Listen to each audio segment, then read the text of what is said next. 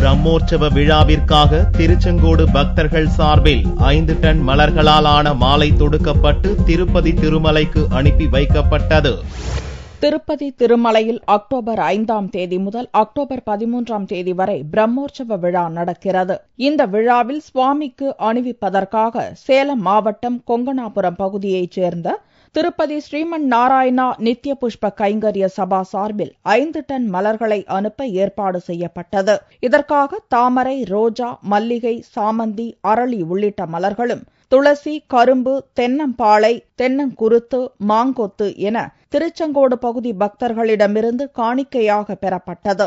பக்தர்களிடம் சேகரிக்கப்பட்ட மலர்களை மாலைகளாக தொடுக்கும் பணி வியாழக்கிழமை காலை தொடங்கி மாலை வரை நடைபெற்றது.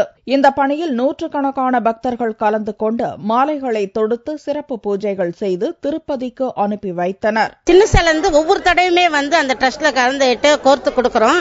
இங்க மணமுள்ள சம்பங்கி, முல்லை, செவ்வந்தி, தாமரை, ரோஜா, துளசி எல்லா பூவுமே கோர்க்க வந்திருக்கிறோம். இங்க கோர்க்க திருப்பதி தேவஸ்தானத்திலே சர்வீஸ் செய்த மாதிரி ஒரு ஆத்ம திருப்தி எங்களுக்கு ஏற்படுது.